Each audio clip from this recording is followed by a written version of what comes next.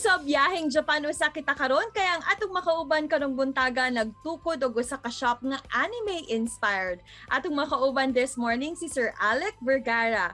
Sir Alec, good morning ug welcome dito sa At Home with GMA Regional TV. Kamusta, sir? Good morning, attorney. Good morning sa atong mga viewers karong buntaga. Sir, unang-una please share to us unsa kini imuhang anime themed cafe. Yes, attorney. It's an anime-themed cafe, so we mainly showcase comic books from Japan, which are called manga. Ma-feel nimo ang theme of Japanese anime. So all around na kayo makitaan mga anime posters and na po kayo makitaan our collection of manga books straight from Japan and anime figurines as well. So it's a place where if you're an anime fan, you'll feel at home. Siyempre, sir, aduna kay pwede nga lahi na theme for your cafe, pero nganong kaniman ang imuhang napilian? At first, me myself, I'm an avid anime fan. And if magunon ako og anime-themed cafe diri sa Davao is wala ko yung mananaan. So if there is no anime cafe, then why not make one? Siyempre, daghan kaayo ang curious about sa imuhang pinasahing cafe. Sir Alec, can you give us a little tour? Unsa pa ang makita din ha sa inyong cafe, sir?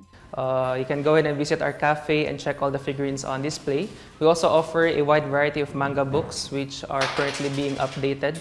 So aside sa among current collection karon, there are more books to come for everyone to read. At your very young age, sir, no, aduna kay imuhang sariling negosyo ug sariling cafe. Kinsa ba ang nag-motivate sa imuha ani, sir? Well, I would believe na the best time to start a business is at a young age, Jud. Especially karon na for me, I would think na naay daghan og tao karon na nagapangita og a place na mag-hangout. So, and makita po na ko nga currently nagataas na ang nagadaghan ang community karon na fan og anime. So, I would think na mo na sila ang best market. So, magtukod og place kung asa ang tanan anime fan, anime lover, or enthusiast kay makagather and hang out.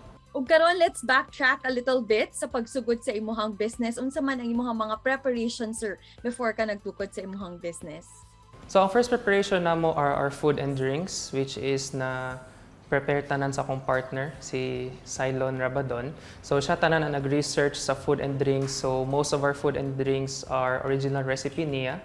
Second is ang location. So, we want ang location kung asa center jud siya. Then, next ana is, kani siya nga place is not only is it a good place and especially napod siya gwapo nga parking spot sa atubangan. So, daghang customers nagapangitag ample parking space.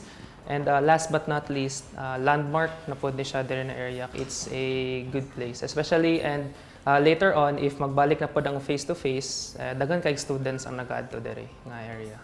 And finally, Sir Alex, unsa po ang imuhang tips alang sa mga buot sab mag-business? Yes.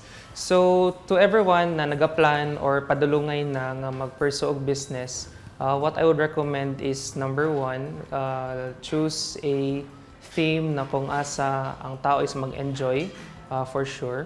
Second is ang location. So regardless if ang imong theme is patok, if you dapat importante pod ang location nimo is very good. So meaning tapokan sa mga tao or adtuanon sa mga tao.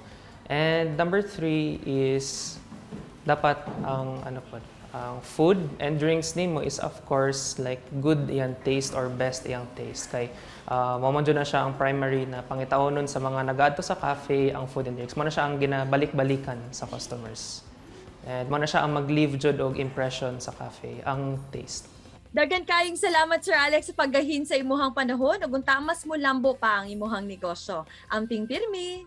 Thank you sad kaayo attorney and thank you sa At Home with GMA Regional TV. Kini ang At Home with GMA Regional TV.